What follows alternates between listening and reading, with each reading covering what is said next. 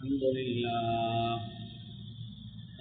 لله نحمده ونستعينه ونستغفره ونعوذ بالله من شرور أنفسنا ومن سيئات أعمالنا من يهده الله فلا مضل له ومن يضلله فلا هادي له وأشهد أن لا إله إلا الله وحده لا شريك له وأشهد أن سيدنا ونبينا ومولانا محمد اللهم صل على محمد وعلى آل محمد كما صليت على إبراهيم وعلى آل إبراهيم وبارك على محمد وعلى آل محمد كما باركت على إبراهيم وعلى آل إبراهيم في العالمين إنك حميد مجيد صلى الله عليه وآله وأزواجه وذريته وأصحابه وأهل بيته أجمعين وأوصيكم عباد الله وإياي أولا بتقوى الله فإن التقوى رأس الأمور أما بعد فقد قال الله تبارك وتعالى في كلامه العزيز أعوذ بالله من الشيطان الرجيم بسم الله الرحمن الرحيم وأنفقوا مما رزقناكم من قبل أن يأتي أحدكم الموت ويقول رب لولا أخرتني إلى أجل قريب فأصدق وأكن من الصالحين ولن يؤخر الله نفسا إذا جاء أجلها والله خبير بما تعملون صدق الله العظيم அளவற்ற அருளாளன் நிகரற்ற அன்பாளன் ஏகநாயன் அல்லாஹ் ஒருவனுக்கு புகழ் அனைத்தும் அல்ஹம்துலில்லாஹ். அந்த அல்லாஹுவை போற்றுகின்றேன், புகழுகின்றேன். அல்லாஹுடைய பெயர் நாமம் கூறி குத்துபா பிரசங்கத்தை ஆரம்பிக்கிறேன்.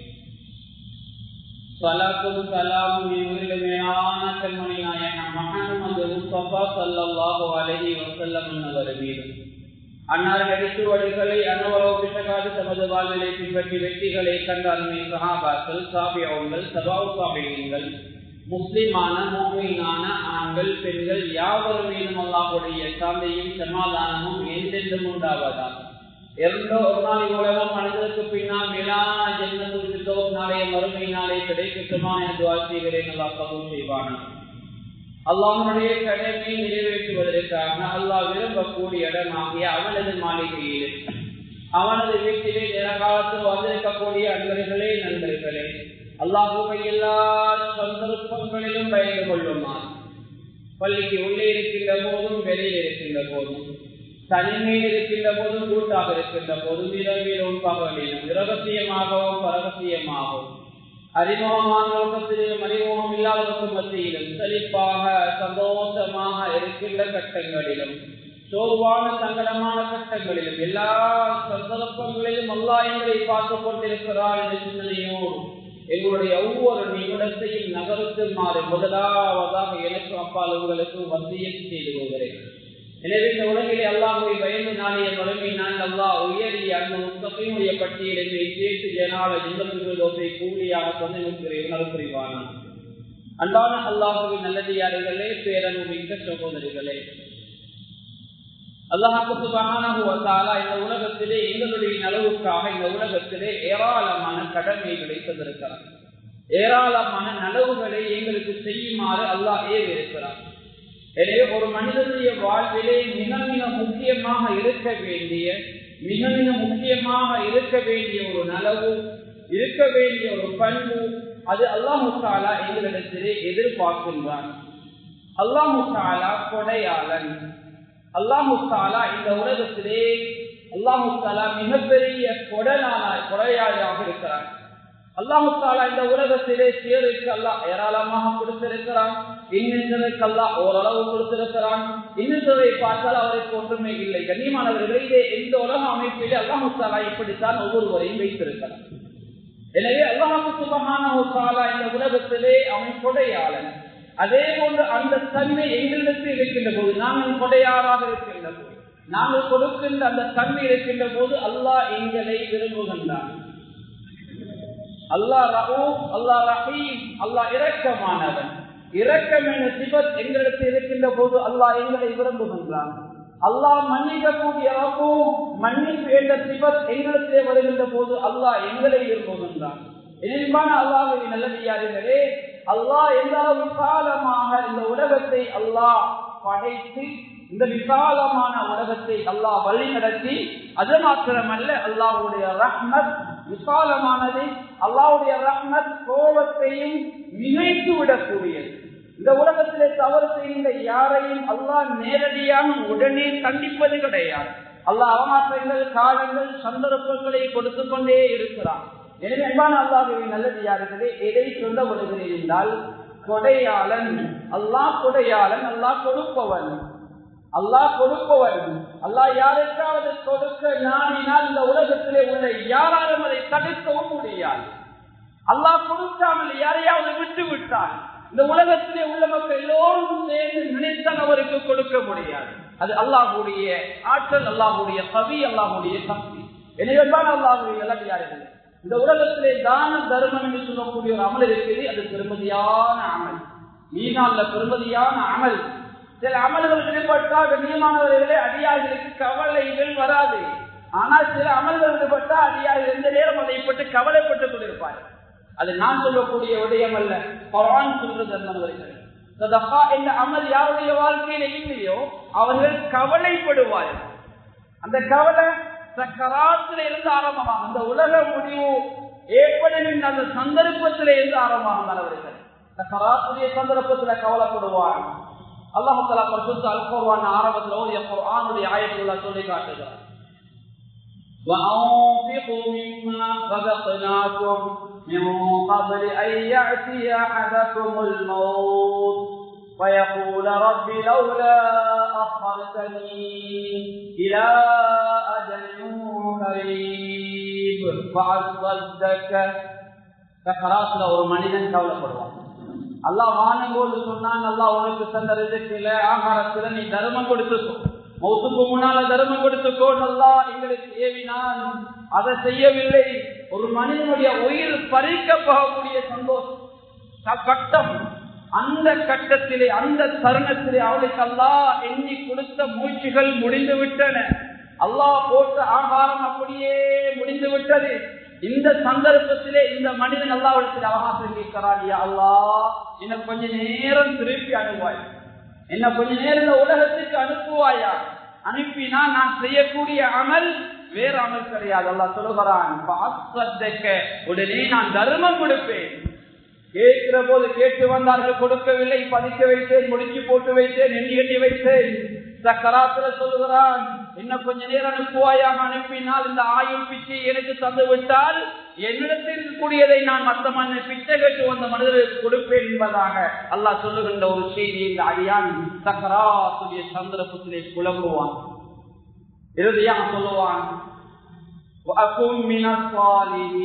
நல்ல மக்களோடு நான் சேர்ந்து கொள்ள இந்த சதக்காவை கொடுத்துட்டு வாரேன், என்ன கொஞ்ச நேரம் அனுப்பு, நல்லா இடத்துல அவகாசம் கேட்பான், நல்லா அவகாசம் கொடுக்க மாட்டான். அப்படியே அவளை உயிர் பெரிய சக்கராத்துடைய சந்தர்ப்பத்துல சதக்கா கொடுக்க இல்லைன்னா அதனுடைய கெடுதி, அதனால ஏற்படக்கூடிய விளைவு காட்டப்படும்.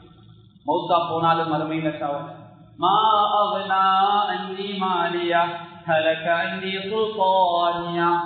என்னுடைய பணம் எனக்கு பிரயோஜனம் தரலையே. இரவு பகல் பாறையில கண்ணுக்குரிய உரிமை இல்லை, இரவுல தூங்குறதுக்குரிய அந்த உரிமை இல்லை. இரவு வழங்காது, பகலும் வழங்காது, பிள்ளை கூட்டி வழங்காது, மனைவி வழங்காது, ஊருடைய ஹக்கில்ல, தாய் தாப்பன் ஹக்கில்ல, பொருளாதாரம் பொருளாதாரம், தொழில் தொழில், வயல் வயல், விவசாயம், இப்படியே சுத்திட்டு இருந்த மனிதன் இறுதியில சொல்லுவான், ஏண்ட பொருளாதாரம் எனக்கு பிரயோஜனம் தரையில்லையே. அப்படியான பொருளாதாரம் யாருக்கும் வந்து விடக்கூடாது. நம்புவதுதான் நாங்கள் பெரிய பொருளாதார ரெஸ்பெக்டாக மரியாதையாக பெரியது. அது நாளைய மறுமையில் அது எங்களுடைய நாளைக்கு வரவில்லை. எனவே மறுமையில் அவர் கஷ்டப்படுவான், அந்த மனிதன் கவலைப்படுவான். நான் சரி எனக்கு கிடைக்கலையே, என்னால பிரயோஜனம் இல்லை எனக்கு. அதான கண்ணியம். அது மாத்திரம் அல்ல, சக்கரை நரகத்துல எல்லாம் சிலரை போடுவான், அவங்களும் கவலைப்படுவான்.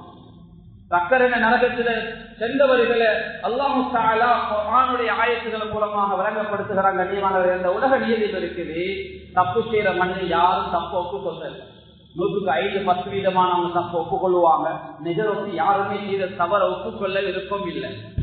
ஆனா நாளைய மறுமையினால இந்த உலகத்துல யார் யார் தப்பு தவறு செய்தார்களோ அவர்கள் இந்த உலகத்திலே அதனுடைய தரவுகளை, அதனுடைய அந்த பதிவுகளை யாரும் அழித்துவிட முடியாது. அல்லாஹ்விடத்தில் இருக்கிறது. நாளைய கியாமத்துடைய நாளையிலே இந்த உலகத்திலே தவறு செய்த மனிதர்கள் அதை மறந்தாலும், தவறு செய்த பூமியை நாங்கள் மறந்தாலும், எந்த இடத்திலே யாருக்கு தவறு செய்தோமோ அதை நாங்கள் மறந்தாலும், நாளைய மறுமை நாளே அல்லாஹ் எல்லாவற்றையும் எங்களுக்கு நினைவுபடுத்துவான். நினைவுபடுத்தி எங்களுடைய நாவாலே நாங்கள் சொல்லுவோம், இந்த தவறை நான் செய்தேன், இதனாலதான் இந்த தண்டனை, இவருடைய பொருளாதாரத்தை அபகரித்தேன், நான் சொல்ல இல்லை, இப்படி சில காரணங்களை நாளைய மறுமையினால இந்த மனிதன் தவறுகளை ஒப்புக்கொள்வான். உலகத்துக்கு மாற்றமானது மறுமை. பரிசுத்த அல் குர்ஆன் அல்லாஹ் சொல்லுகிறார். பல உரையாடல்கள் குர்ஆன் அல்லாஹ் சொல்லியிருப்பது போல சுவர்க்கவாதிகளும் நரகவாதிகளும் நாளைய மறுமையினால பேசிக் கொள்வாங்க. அதுல சுவர்க்கவாதிகள் அந்த நரகத்தில் இருக்கின்ற மனிதர்களை பார்த்து கேட்பார்கள்,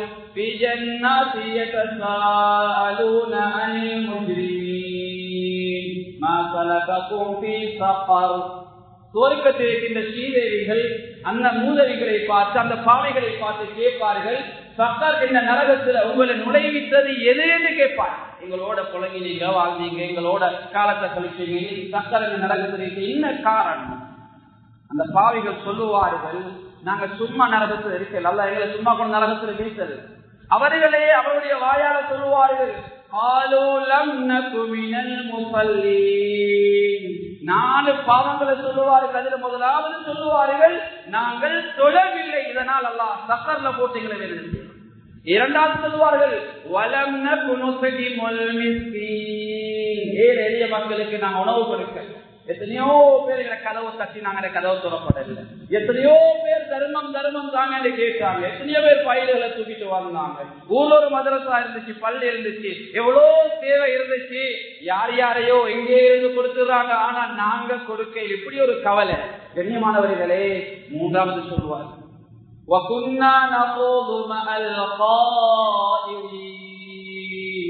நேரத்தை வீணடிப்போரு சேர்ந்து 4 நேரத்தை வீணடித்தோம்.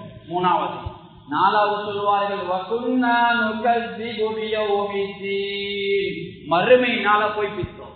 இதெல்லாம் செஞ்சதாலதான் அல்லாஹ் சக்கர்ல எங்களை போட்டிருக்கிறான், வேதனை செய்யறான் என்ற செய்திய அந்த பாவிகள் சொல்லுவார்கள். நவுதுபில்லாஹ். இதுல வரக்கூடிய ஒரு விடயத்தை ஞாபகப்படுத்த கண்ணியமானவர்களே, தர்மம் கொடுக்காமதால நரகம் போனாலும் கவலை. கண்ணியமானவர்கள், ஒரு மனிதன் இந்த உலகத்தில் செய்யக்கூடிய பெருமதியான ஒரு அமல் இன்னொரு மனிதனுடைய கஷ்டத்தை போக்குகின்றாங்க. தன்னுடைய கஷ்டத்தை எப்படி போக்குகின்றோமோ அதே போல பிறருடைய கஷ்டம், அது ஆடை தேவையாக இருக்கலாம், உணவு தேவையாக இருக்கலாம், அல்லது அடிப்படை தேவை, டாய்லெட், வீடு, வேற வேற இதர தேவையாக இருக்கலாம், அல்லது ஆன்மீக துறையை சார்ந்த கல்விசார் விடயமாக இருக்கலாம். எந்த தேவையில எந்தெந்த மனிதர் தேவையுள்ளதாக இருக்கிறார்களோ அவருடைய தேவைகளை கேட்டறிந்து உதவி செய்வதனுடைய கடமையாக பொறுப்பாக இருக்கிறது. எனவே அல்லாஹ்வுடைய நல்லடியார்கள், இந்த உலகத்தில் நாங்கள் யாருமே தேடி போட்டுவார்கள். எங்களோட பிறப்பு எங்களுக்கு பிறரால கொடுக்கப்பட்டது. நாங்க யாருமே தானாக பிறக்கல. அதே போல எங்களுக்கு பிறந்ததுக்கு பின்னால வைக்கப்பட்ட பெயர் பிறரால வைக்கப்பட்டது. அதே போல நாங்க படிக்கிறோம், அந்த படிப்பு பிறரால எங்களுக்கு கொடுக்கப்பட்டது. அதே போல எங்களுக்கு அடையக்கூடிய பட்டம், பதவிகள், அந்தஸ்துகள் எல்லாம் பிறரால கொடுக்கப்பட்டவைகள். அதே போல நாங்க ஒரு செல்வந்தெல்லாம் ஒரு அளவு வாழ்றோம் என்றால் அதுவும் பிறரால. எங்களுடைய தாய் தாப்பன் வசதிக்காரன், அல்லது நாங்க திருமணம் முடிச்ச வளத்துல வசதிக்கார குடும்பம், ஏதோ ஒரு வகையில நாங்க ஒரு வசதிக்காரமா, இதெல்லாம் பிறரால எங்களுக்கு கொடுக்கப்பட்டது. நாங்க மௌத்தா போனா எடுத்துக்கொள்ளுங்களேன், மௌத்தா போனாலும் 4 கடமைகளை பிறர் தான் செய்து விடுவாங்க. சிலர் சொல்லுவார்கள், என்னுடைய ஜனாதாவை என்னுடைய மகன் தான் தோழிக்கோணும், என்னுடைய ஜனாதாவை என்னுடைய பேர பிள்ளை தான் தூக்கணும், என்னுடைய பேர பிள்ளை தான் கபர்ல வைக்கணும் என்று. கண்ணியமானவர்கள், அந்த பேர பிள்ளை அந்த அப்பா அத்தாக்கு முன்னால இந்த உலகத்தை விட்டு பிரிஞ்சிடும். தரத்தீபா வந்து தரத்தீப் உடைஞ்சு போயிடுறாங்க. சில தாய்மார் கத்துவாங்க, அழுவாங்க, என்ன தொழிக்க வேண்டிய மகனே எனக்கு முன்னு போயிட்டீங்களே, நான் கஷ்டப்பட்டு 2 ரூபா 5 ரூபா 10 ரூபா என்ன முட்டில தள்ளி சேர்த்து உன்னை ஓத வச்ச பிள்ளையே எனக்கு முன்னுக்கு நீ போயிட்டாயே என்று கவலைப்படுவார். எதை சொல்ல வருகிறது இந்த உலகம்? தரத்தீபா வந்து தரத்தீப் உடைஞ்சு போயிடுவாங்க. அதனால நாங்க மௌத்தாப்பானா நாங்க கடமைகள் ஒன்றோ கண்ணியமானவர்களே, எங்களை என்ன செய்வார்கள்? குளிப்பாட்டுவார்கள். எங்களை குளிப்பாட்டுவார்கள், கபன் செய்வார்கள், தொழிப்பார்கள், நல்லடக்கம் பண்ணுவார்கள். நான்கும் பிறரால செய்யக்கூடிய கடமை. எங்களுக்கு இந்த உண்மையில வரக்கொள்ள அதே மாதிரி தான் பேரு, பிறப்பு, பட்டம், பதவி, அந்தஸ்துக்கள், பொருளாதாரம் எல்லாம் பிறரால. எனவே எங்களுக்கு ஒண்ணுமே இல்லை. அல்லாஹ் தந்தவைகளை நாங்க கொடுத்து அல்லாஹ்வை சந்தோஷப்படுத்தி விட்டு இந்த உலகத்தை விட்டு பிரிந்தால் நிச்சயமாக அது மிகப்பெரிய ஒரு செல்வமாக இருக்கும். நாளைய மறுமையினாலும் அல்லாஹ் அதுக்கு ஏராளமான கூலிகளை வைக்கும். அன்பான அல்லாஹ்வின் நல்லடியார்களே, நாங்கள் சில வேளை தர்மம் கொடுக்காம இந்த உலகத்துல வாழ்வோம் என்றா அல்லாஹ் வேற வழியில் அந்த பொருளாதாரத்தை என்ன செய்வான் தெரியுமா? ஏதோ ஒரு வழியில் அந்த பொருளாதாரம் எங்களை விட்டு நழுவி போயிடும். இந்த உலக வாழ்க்கையை நாங்க பார்த்துருக்கோம். சின்ன ஒரு ஆக்சிடென்ட் இடுப்பு முழு போயிடும், கால் முழு போயிடும். கனிமானவர்களே, 1 லட்சம் 50,000 வைக்கல, 5 10 லட்சம் தேவை. ஆனா அது மட்டும் இல்ல, 6 மாதம் 1 வருடத்துக்கு கட்டில விட்டு இறங்கிறாரு. பைக் போகக்கூடாது, நடக்கக்கூடாது, பாரம் கொடுக்க கூடாது, இப்படி என்றெல்லாம் எவ்வளவு ஓனி பண்ணப்படுகிறது. கனிமா இதை சொல்ல வருகிறேன்னா, இந்த பயங்கரமான ஆபத்திலிருந்து பாதுகாக்கக்கூடிய ஒரு இபாதா சதகா என்பதை நாங்கள் மறந்துவிடக்கூடாது. அடியார்களால் கைவிடப்பட்ட நோய்க்கு ஷிஃபா சதகா. டாக்டர்களால் எவ்வளவு நோய்க்கு வைத்தியம் பண்ணப்படுகிறது. ஆனா சில டாக்டர்மார் கூட சிலரை கைவிட்டுருவாங்க. இவருக்கு வைத்தியம் பண்ணலாது, உங்களுடைய சொந்தக்காரர்களுக்கு அறிவியுங்க, அடுத்த கட்ட நடவடிக்கை செய்யுங்க, இவருக்கு இந்த உலகத்துல வாழையிலாண்டு அவங்க சொல்லிடுவாங்க. ஆனா குடும்பத்துக்கார மனசு இடை கொடுக்காதல்லவா? பிள்ளைகள் பெற்று வளர்த்த அந்த தகப்பனுக்கு ஒரு பிரச்சனைனா பிள்ளைகளால் அந்த மனம் பொறுக்காதல்லவா? பிள்ளைகள் உடனே என்ன செய்கிறார்கள்? கனிமொரு ஆடையோ மாட்டையோ அறுத்து தர்மங்களை கொடுத்து அல்லாஹ்விடத்துல கையில் இருந்தார்கள். அப்படி எத்தனையோ பேர் சக்கராத்துல இருந்தவர்களையும் அல்லாஹ் ஹயாத்தாக்கி தந்திருக்கிறார். எங்களோட வாழ்க்கையில நாங்க பார்த்திருக்கோம்.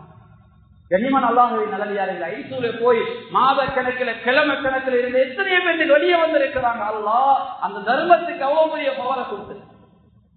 அன்பானவர்களை, கொடுக்கின்ற தர்மம் எங்களோட ஆபத்திலிருந்து பானமாக்குறது மாத்திரமல்ல, எங்களுக்கு ஒரு சோதனை வந்தா எங்களுக்கு இந்த சோதனை அப்படியே கலட்டி கொண்டு போயிட்டு வர இருக்கிற சோதனையும் அப்புறப்படுத்தி அந்த சோதனையை வேற எங்கேயாவது கொண்டு போயிட்டு அந்த சதகாவுக்கு அவ்வளவு பெரிய நன்மையை நலவு அல்லாஹ் வச்சிருக்காங்க.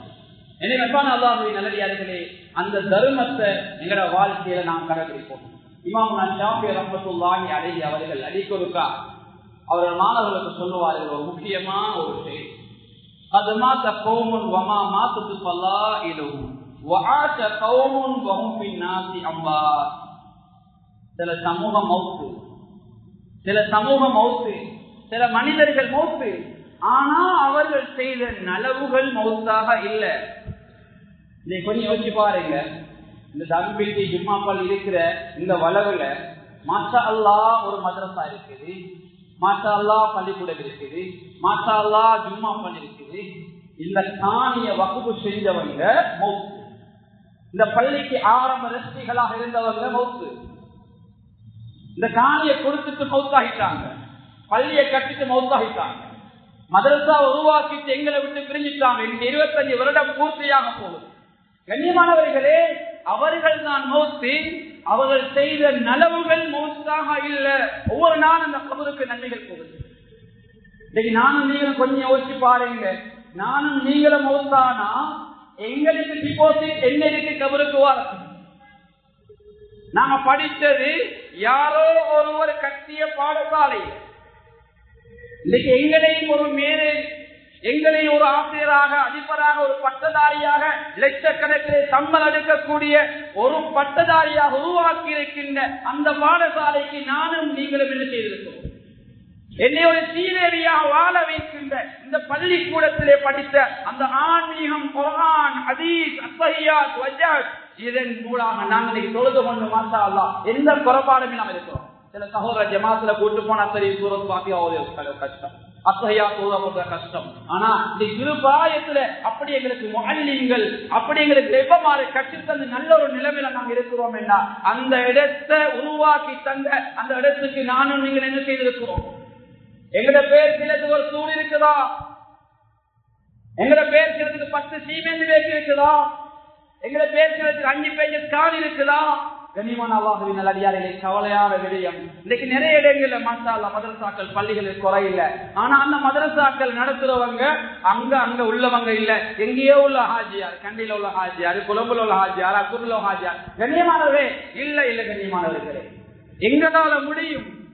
அல்லாஹ் மிகப்பெரிய ஒரு செல்வத்தை தந்திருக்கிறான். அந்த செல்வத்தை பாதுகாக்கிறது எங்கட கடமை.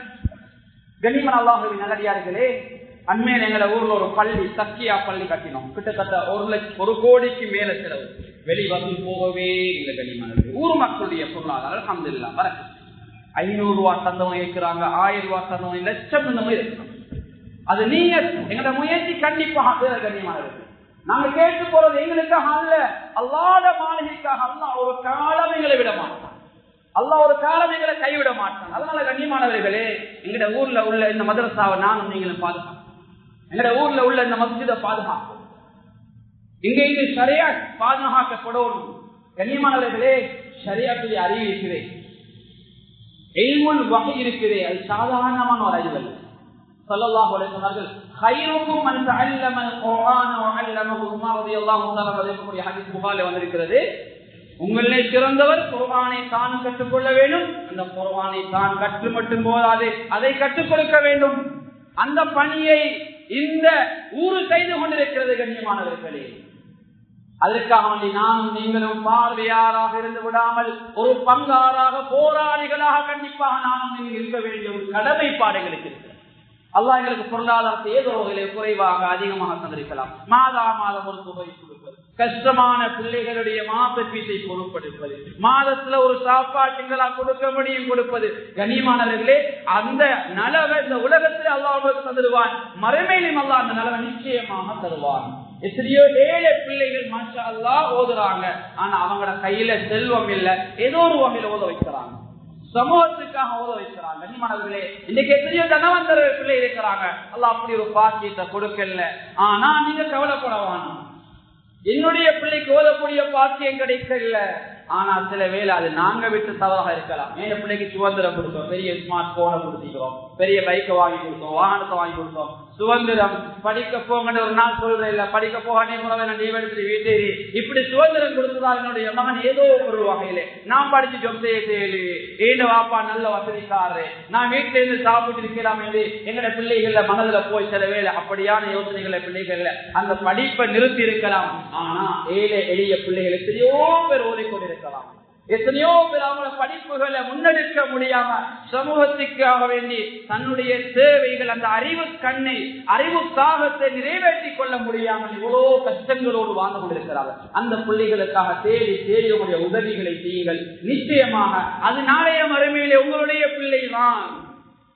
நாளைய கியாமத்துடைய நாளையிலே அல்லாஹ் எல்லாரையும் விசாரணை செய்கின்ற போது அப்படியான சில மனிதர்களை கூப்பிட்டு அல்லாஹ் விசாரிப்பான். உலமாக்களே, ஹாஃபில்களே, அவர்களை கேட்பான், நீங்கள் சுவர்க்கம் போது காயத்தமாக இருக்கிறீர்கள், உங்களுடைய அந்த அறிவுக்கு உதவியாக இருந்தவர்களை நீங்கள் யாரை யாரை விரும்புகின்றீர்களோ அவர்களையும் சிபாரிசு செய்து சுவர்க்கத்துக்கு அழைத்து செல்லுங்கள் என்று அந்த ஆலிமை அல்லாஹ் நிறுத்தி சொல்கின்ற போது அந்த ஆலிம் நிச்சயமாக அவருக்கு உதவி செய்தவர்களை அடையாளப்படுத்துவார், அவருடைய தாய் தாப்பனை அடையாளப்படுத்துவார், அவரை போதை கொடுத்த உஸ்தாதுமாரை அடையாளப்படுத்துவார், அவரை வாழ வைத்த அந்த ஊர், அவரை வாழ வைத்த அந்த மதரசா அமைந்திருக்கின்ற ஊரை அல்லாஹ் அந்த மாணவன் அறிமுகப்படுத்துகின்ற போது, அந்த ஆலிம் அறிமுகப்படுத்துகின்ற போது அல்லாஹ் எங்களுக்கு விசாலமான நலவை, அந்த எங்களுடைய வர்ணனைகளால் சொல்லி வைக்க முடியாத அளவுக்கு அந்த சுவர்க்கத்தை அல்லாஹ் எங்களுக்கு பரிசாக தர காத்துக் கொண்டிருக்கிறார்.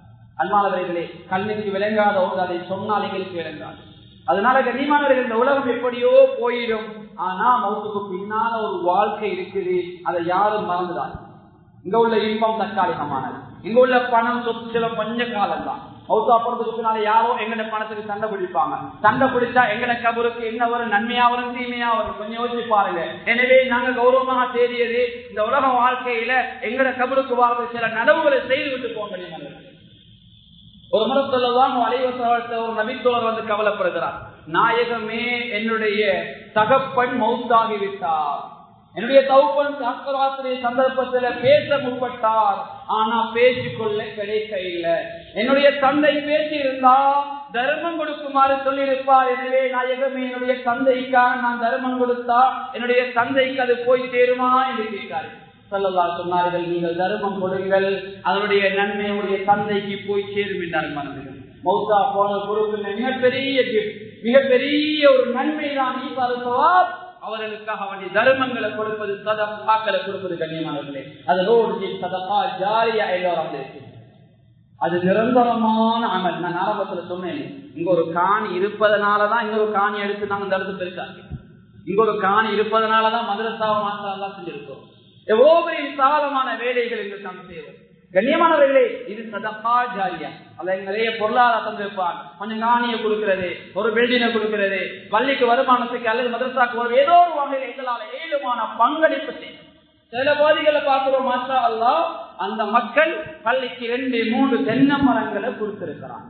கண்ணியமானவர்களே, நாங்க கொடுக்கறது 500 ரூபாய் 1000 ரூபாய் சந்தா இல்ல, 2 தென்னை மரம் தான். கிட்டத்தட்ட ஒரு தென்னை மரத்துல 50 தேங்காண்டா. கண்ணியமான கணக்கு பாருங்க, 100 தேங்காய். இன்னைக்கு தேங்காய் விலையை கணக்கு பாருங்க, 100 தேங்காண்டா எவ்வளவு கணக்கு கண்ணியமா? 100 வந்து கணக்கு பார்த்தா 10,000 ரூபாய்.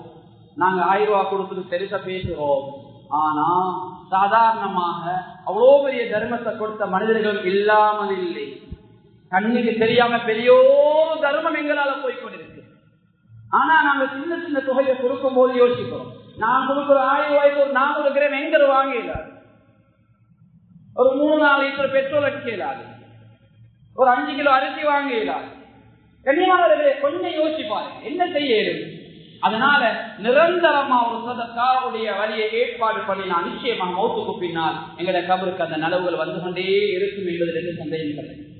கண்ணியமான அல்லாஹ்வின் நல்லடியார்களே, அது மாத்திரமல்ல, இந்த உலகத்துல பெருமதியான அமல் சதகான்னு சொன்னேன். அது மாத்திரமல்ல, அல்லாஹ் எங்களை எல்லா அமல்களையும் கபூல் செய்வதற்காக, ஒரு கபூலியத்திற்காக வைத்திருக்கக்கூடிய அமலும் சதகா. கண்ணியமானவர்களே, ஒரு புள்ள படிச்சு வந்திருக்குது, ஜொப்பு கிடைக்கல, 5 வருஷம் உங்களுக்கு தெரிய பட்டதாக ஆர்ப்பாட்டம் பண்ணாங்க. எதற்காக? படிச்சு முடிஞ்சு வந்து 5 வருஷம் 6 வருஷம் 10 வருஷமான ஜொப்பில். இதற்காக அவன் நிறைய பேர் தர்மம் கொடுத்துட்டு அல்லாஹ் கையேறாங்க. அல்லாஹ் ஏதோ ஒரு ஏற்பாடுகளை பண்ணுவான். எதை சொல்ல வரீங்கன்னா, கண்ணியமான அல்லாஹ்வின் நல்லடியார்களே, தர்மம் எல்லா காரியங்களையும் செய்வதற்கு பின்னால் அந்த எல்லா காரியங்களும் கபூலியத்துக்காக கொடுக்கக்கூடிய ஒரு அமல், செய்யக்கூடிய ஒரு அமல் தான் அந்த சதகாவுடைய அமல். அது வீணாகுவது கிடையாது.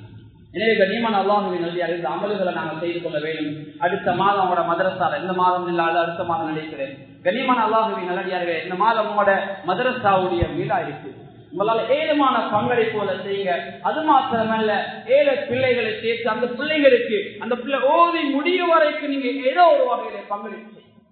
கண்ணியமானவர்களே, கவலையான விஷயம் என்னன்னா, எங்கட ஊர்ல எங்கட கண்ணுக்கு தெரிகிற பிள்ளைகள், எங்கட பிள்ளைகள் அதுகள் எந்த தூரத்து பிள்ளைகளா இருந்தாலும் நான் ஓதக்கூடிய பிள்ளைகிட்ட கேட்டேன், கொழும்பு பிள்ளைகள் இருக்கிறாங்க, மாஷா அல்லாஹ், வெளி பிள்ளைகள், கொரோனாக்கள், பல பகுதியில் உள்ள பிள்ளைகள் மாஷா அல்லாஹ் இருக்கிறாங்க.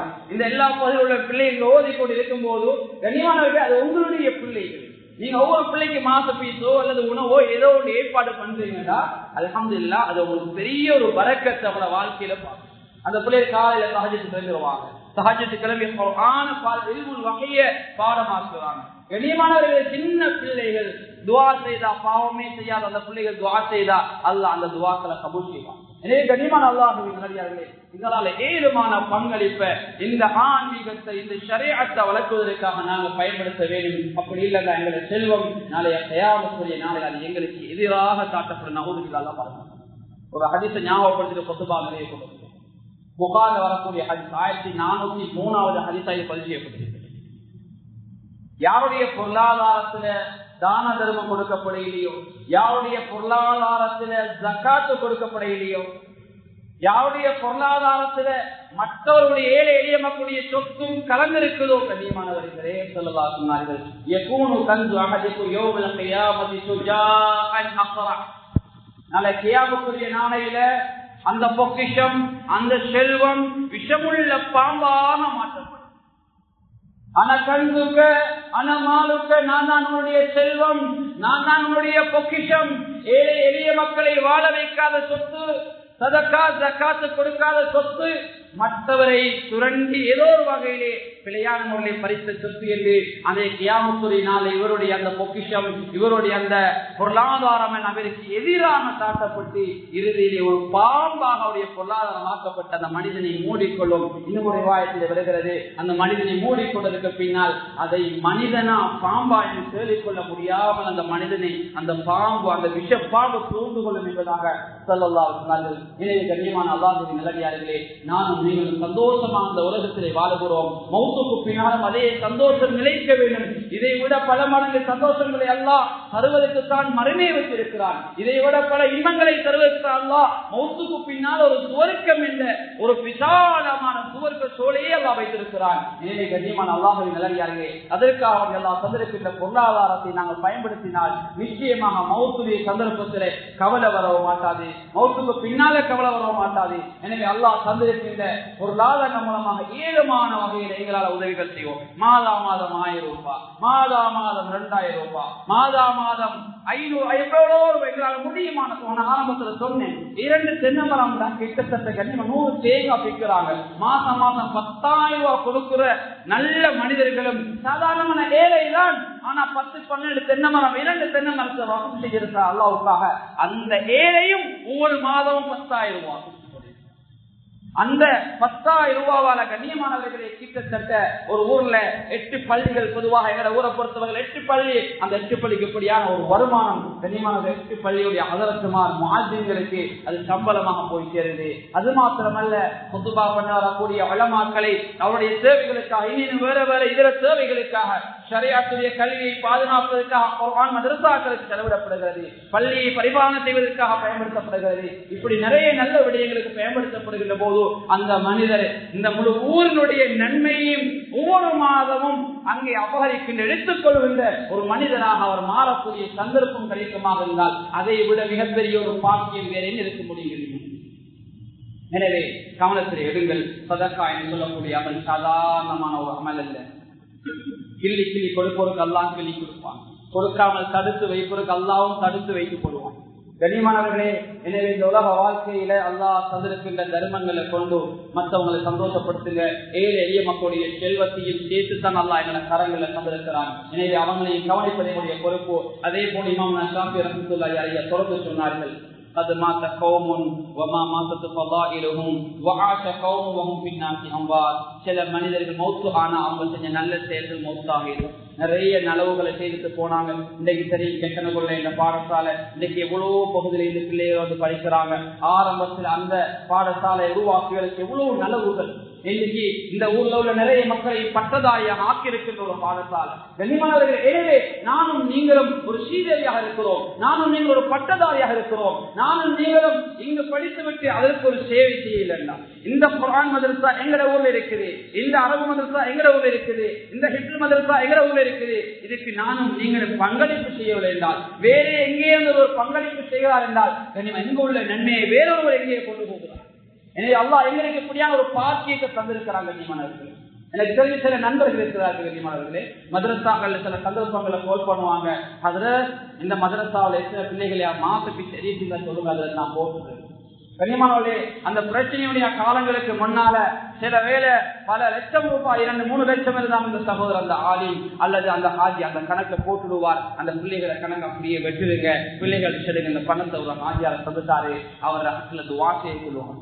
கண்ணியமா இப்படி தேடி தேடி ஆள் பேர் தெரியாம எத்தனையோ பேர் தர்மங்களை கொடுத்து கொண்டுதான் இருக்கிறான்.